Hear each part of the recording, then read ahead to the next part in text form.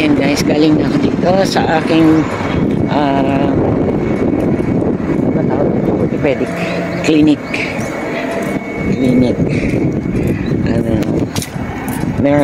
May hernia kasi ako sa leeg. Napakasakit pag napakasakit niya kapag tawag dito ano siya na nakaramdam ulit ng yung bang pag napagod na ayan, manhid, tapos parang yung lalamunan ko natutusok, ganun siya kasakit. Tapos sinisisi ko na yung mga tawag niyan, unan. Kala ko nga sa high blood galing nalimutan ko may sakit pala akong hernia kasi ang tagal niya hindi sumakit. Ayun, kaya pinadoktor ko, sabi ko kahit bumaba yung BP ko, tawag dito, hindi pa rin gumagaling. Tapos naalala ko, hernia pala ako, hernia sa leeg kasi na-disgrasya ako noon. Binunggo ako, tapos lakas ng impact, sira nga yung yung harap, lakas ng impact niya. Tapos nagpadoktor naman ako, pero ang nangyari, gumaling lang yung sakit, pero nagkaroon pa lang ng yung buto natin dito medyo na wala sa align, pero nagagamot naman daw. Pero after 20 years, ayun, doon na siya nagkaroon ng depekto, yung nawalang yung buto na align, naubos na yung jelly. Ayan, kaya pag sobrang yuko ko, sobrang yung unan, yung kung ano-ano na magkamali ako ng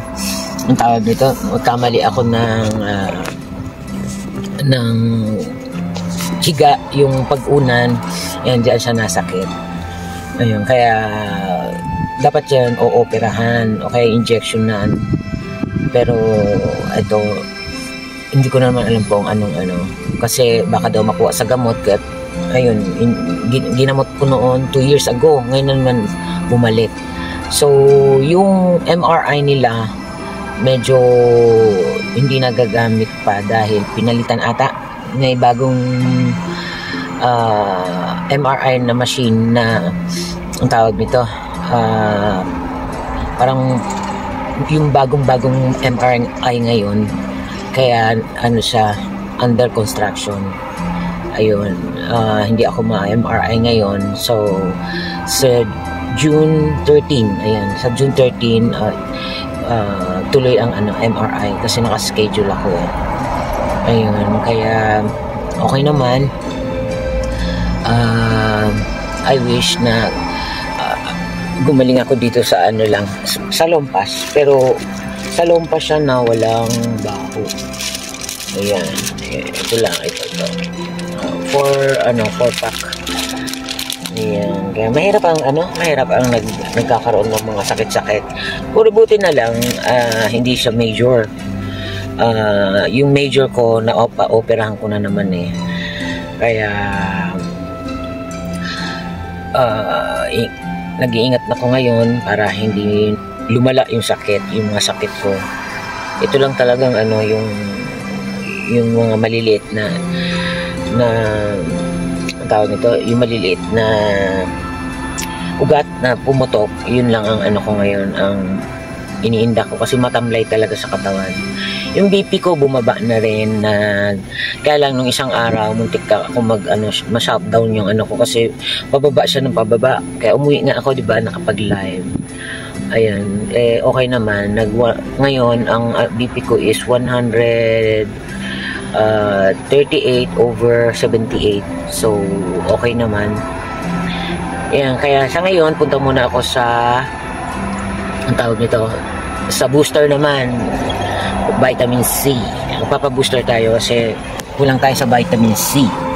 Ayan, kasi mahirap yung sipon, ubo. Alam mo na, itong taon na to, last year din, hindi ako nagkasipon, hindi rin ako ngayon nagkakasipon pa, kahit may mga corona nga eh. Kasi alaga ko ng booster ang aking katawan.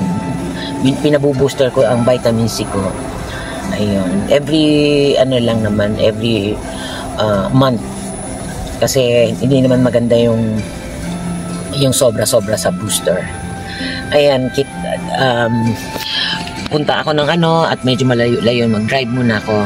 Ayan, ito yung aking clinic para sa aking hernia. Ayan, sa hernia ko yan. Hernia sa leeg. Ayan ang master na yan. Yung doktor dyan. Okay, wait a minute and labas muna ako dito sa aking clinic. At punta tayo ng ng isa pang clinic. Ayan.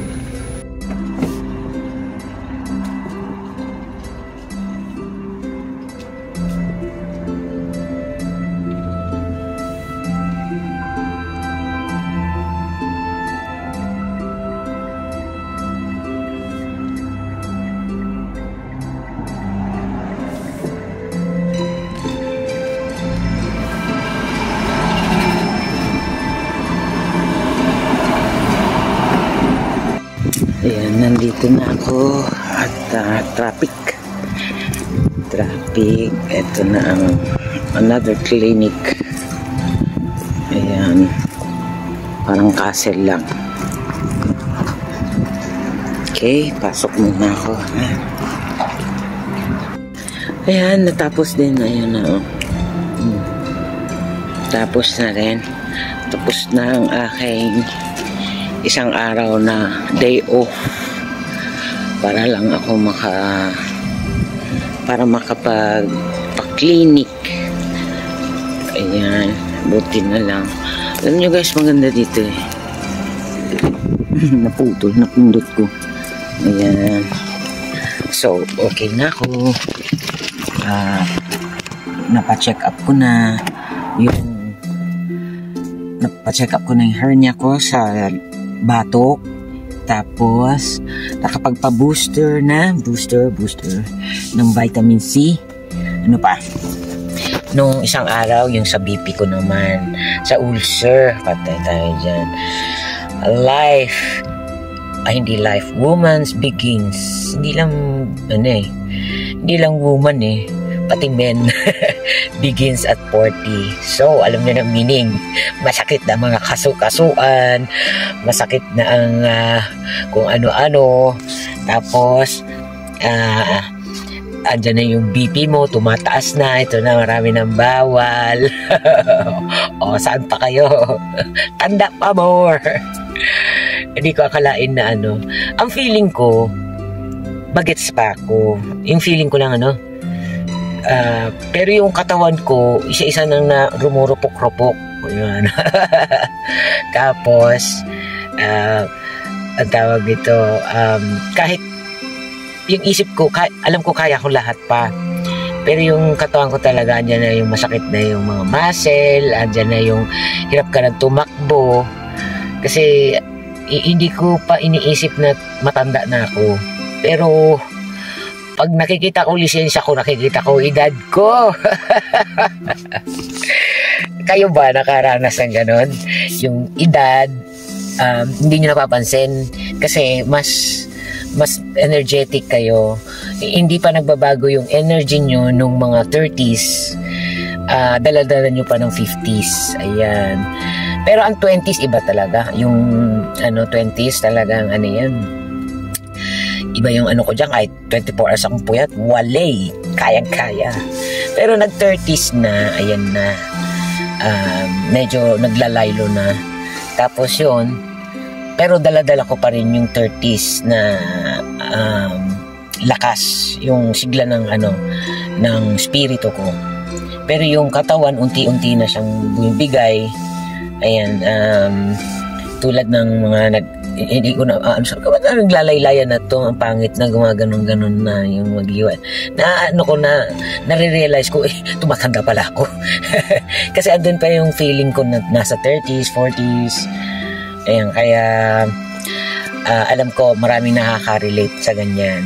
Tapos yung, kunwari, tatakbo ka, yung mabilis kang tumakbo o maglakad, tapos, pag may nakasabay kang mabilis din, nasasabayan mo. After nun, ang sasakit na ng mga kasukasuan mo. So, nare-realize ko, ay, iba na pala yung edad ko. Ano na pala. Ayun, ay iba, ano na siya. Matanders na rin. Ayun. Kaya, nag-iingat po ako, pero talagang hindi natin may iwasan kasi nga, maraming hindi maiwasan, lalo na ngayon masasarap ang instant, pero bihira akong kumain ng instant. Yung mga libre-libre ba na sige mo lang kain, di ba? Kaya kayo dyan, ingat-ingat din. Kahit na nag-iingat kasi talagang iyan ang ano yun. Ayan, ito lang ang istorya ko sa buong araw ko ngayon. Natapos, bali, nung ano ba, Miyerkules, di ba nga nagmuntik na mag-shutdown yung ano ko, yung BP ko, umabot na ng 66 yung baba. Kasi yung baba ang alam ko energy yun eh. Yun daw yung mga ano, tapos yung sa taas na 113 ang tawag yun daw yung talagang dumadaloy. Tama, mali, correct me if I'm wrong, ano. Kaya yung energy na bumaba siya, kaya nag-over 66. Siyempre, nakakatakot, diba? Galing ako sa mataas na BP, nasa 156, 173, tapos over 100 plus, diba? So, muntik siya mag-shutdown. Nanghina ako. Ayun, kaya kaya hindi ako pumasok. Pumasok pa ako ng Huwebes. Tapos, ayun, alas 10 umuwi na ako. Hindi kaya ng katawan ko. Pinagpawisan na naman ako. Siguro nga sa gamot. Kasi in-adjust na naman para 10% bumaba pa daw yung aking BP. Ayan. Ngayon, para hindi na ako balik-balik pa, umuwi na, nag-sign ako na day off ako ngayon. So, ginawa ko yung mga dapat kong gawin. Ayan. Kaya, nakapunta ako sa mga gusto kong gawin na clinic, hindi pamasyal eh. Ang pasyalan ko ay mga clinic. Sa mga kaidadan ko dyan, shout out. Alam ko na nararamdaman nyo kung ano yung nararamdaman ko, nararamdaman nyo rin. Ayan, paano ba yan? Uwi na ako at matraffic na ako po. Shout out sa lahat. Ingat kayo palagi at ang buhay ay weather lang. God bless us all and Jesus loves us. Babush! Ayan, shout out po kay Ana Corona Mix Vlog. Subscribe po natin, Ana Corona Mix Vlog. Salamat po. Buhay, God bless. Okay.